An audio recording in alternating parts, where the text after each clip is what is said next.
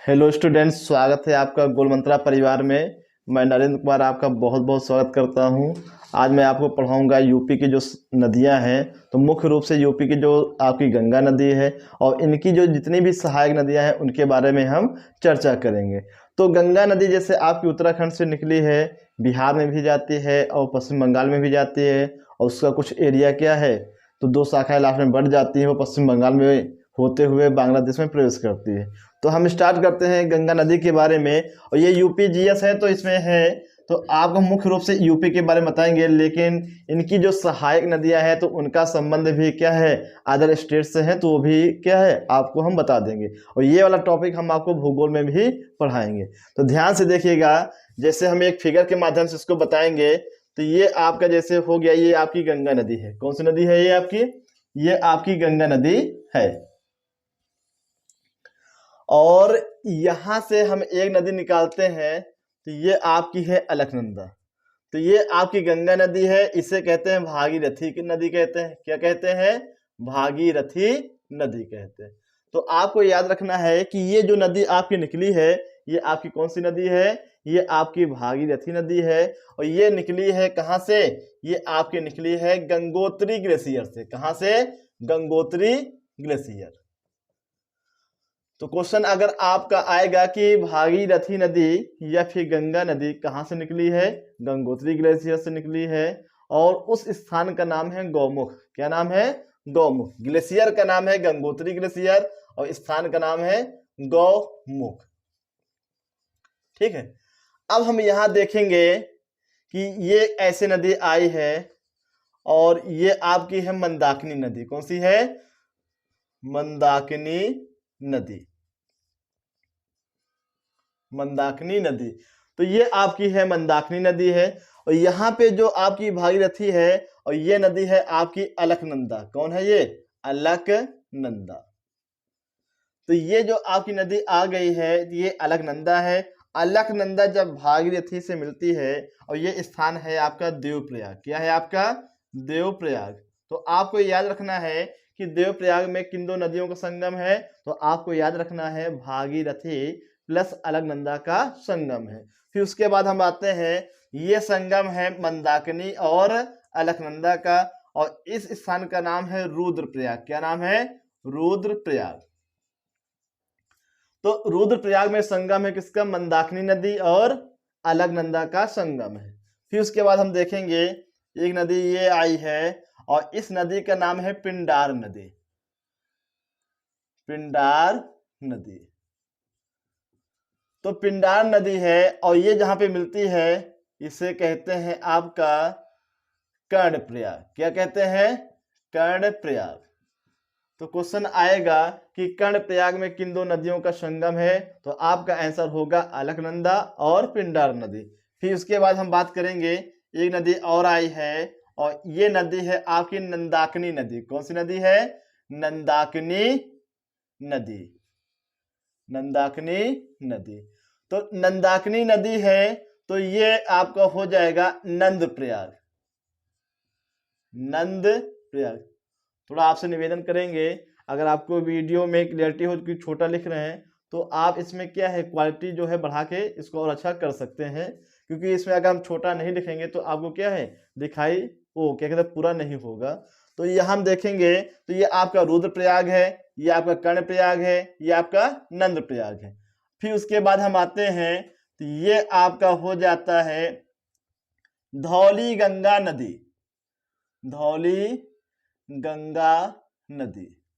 और ये जहां पे इसका संगम होता है उसे कहते हैं विष्णु प्रयाग। क्या कहते हैं? विष्णु प्रयाग।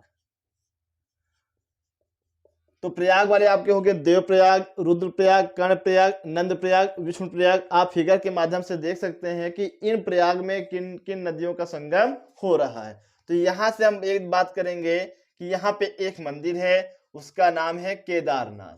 क्या नाम है? केदारनाथ। क्वेश्चन आता है कि केदारनाथ धाम जो है ये किस नदी के किनारे स्थित है? तो केदारनाथ जो धाम है ये मंदाकिनी नदी के किनारे स्थित है। और एक धाम यहां पे और याद रखिएगा, बैजनाथ धाम, सॉरी बद्रीनाथ धाम। बद्रीनाथ धाम। तो यहाँ पे आपका है बद्रीनाथ धाम। तो ये केदारनाथ धाम है और ये बद्रीनाथ धाम है। तो बद्रीनाथ धाम जो है आपका कहाँ पे है, ये अलकनंदा के तट पे। कहाँ पे है, अलकनंदा के तट पे है। उसके बाद हम देखेंगे एक नदी हम और निकाल रहे हैं और ये जाके यहाँ मिल गई है और समझ गए होंगे ये नदी है आपकी यमुना नदी। कौन सी नदी है, यमुना नदी। और यमुना नदी जो निकलती है यमुनोत्री ग्लेशियर, यमुनोत्री ग्लेशियर। तो यमुना नदी जो आपकी निकलती है ये कहां से निकलती है, यमुनोत्री ग्लेशियर। और स्थान का नाम है बंदरपूंछ। स्थान का नाम क्या है, बंदरपूंछ। ठीक। तो यमुनोत्री जो ग्लेशियर से आपकी यमुना नदी निकलती है और ये जाके गंगा नदी में कहा मिल जाती है, प्रयागराज में। प्रयागराज में क्या है, यमुना नदी आपकी मिल जाती है। अब एक नदी हम और निकाल रहे हैं और ये आपकी है कौन सी, ये आपकी है रामगंगा नदी। कौन सी नदी है, रामगंगा नदी।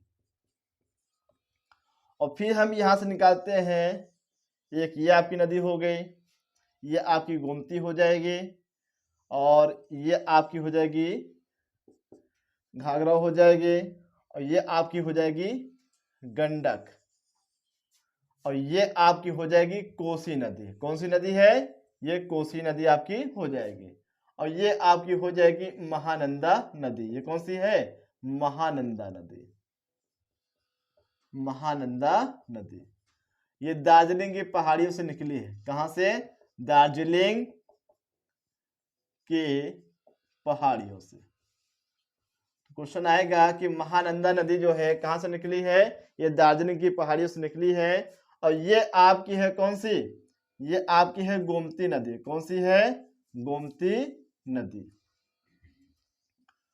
और ये आपकी हो जाएगी घाघरा नदी, घाघरा नदी।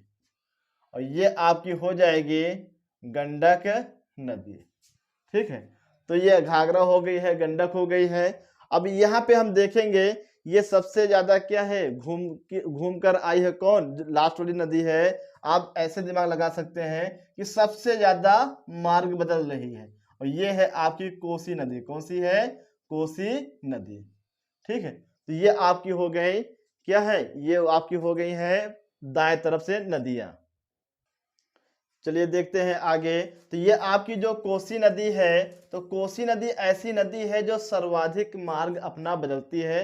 कहने का मतलब है ये सबसे ज्यादा अपना मार्ग घूम घूम के क्या है, बदलती है। और इसे बिहार का शोक भी कहते हैं। क्या कहते हैं, बिहार का शोक।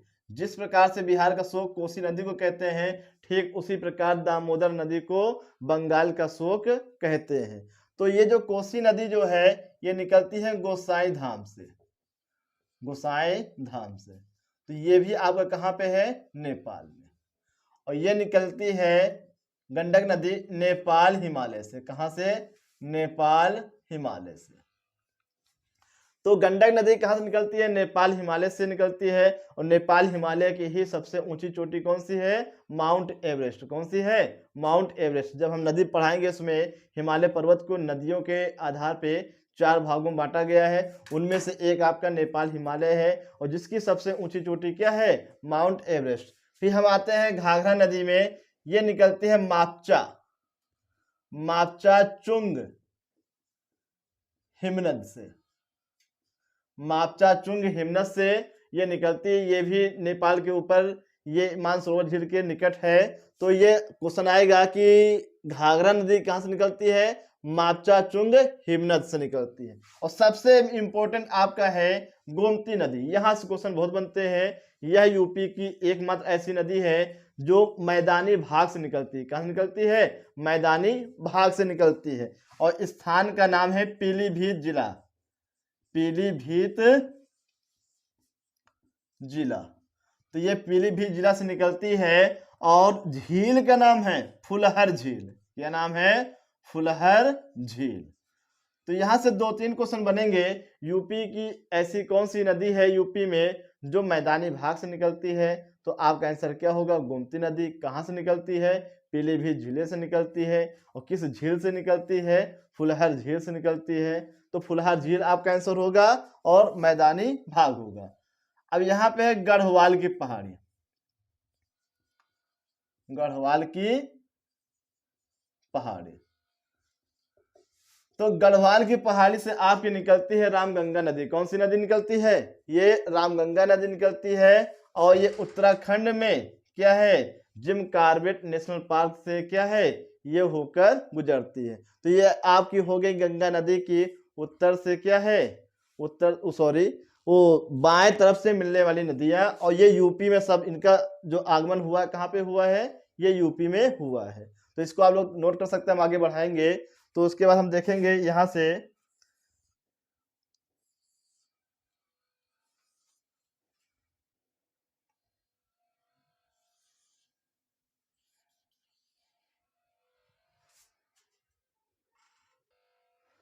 तो यहां से देखेंगे ये आपकी नदियां बन गई हैं। ये कौन सी नदियां, इनके बारे में हम जानेंगे। तो ये आपकी है चंबल, ये आपकी क्या है? चंबल। ये आपकी है बेतवा, और ये आपकी है केन। अब देखिए, अगर क्वेश्चन पूछे कि गंगा की सबसे बड़ी या सबसे लंबी सहायक नदी कौन सी है? यमुना है। और इनके बाद यमुना की भी सहायक नदियां हैं। कौन? चंबल, बेतवा, केन। तो ये चंबल नदी जो है लगभग जो है इंदौर के आसपास निकलती है, इंदौर से निकलती है। ये भोपाल के पास से निकलती है। और ये निकलती है कैमूर की पहाड़ी से। कहां से? कैमूर की पहाड़ी से। तो चंबल, बेतवा, केन, चंबल, बेतवा, केन ये यमुना की सहायक नदियां हैं। और यमुना किसकी सहायक नदी है? ये गंगा की सहायक नदी है। तो यह हम देखेंगे कि चंबल का जो उद्गम होता है इंदौर के पास से होता है, बेतवा का उद्गम होता है भोपाल के पास से होता है, और केन नदी का उद्गम होता है कैमूर की पहाड़ी के पास से होता है। और ये नदी है आपकी सोन नदी। कौन सी नदी है? सोन नदी। और सोन नदी जो है निकलती है, वेरी वेरी इंपॉर्टेंट है, कहां से? अमरकंटक की पहाड़ी से। कहां से निकलती है? ये अमरकंटक की पहाड़ी से। तो सोन नदी निकलती है ये अमरकंटक की पहाड़ी से। तो अमरकंटक की पहाड़ी से दो नदियां निकलती हैं। एक क्या है? उत्तर पूर्व की ओर निकलती है, एक पश्चिम की ओर निकलती है। क्वेश्चन पूछा जाता है भारत की ऐसी कौन सी नदियां हैं जो विपरीत दिशा में बहती है? नर्मदा और ताप्ती। और उनमें से जो नर्मदा नदी है कहां से उसका उद्गम होता है? अमरकंटक से होता है। कहां से होता है? अमरकंटक से नर्मदा नदी का उद्गम होता है। ये विपरीत दिशा में बहती है। ये डेल्टा का निर्माण ना करके क्या करती है?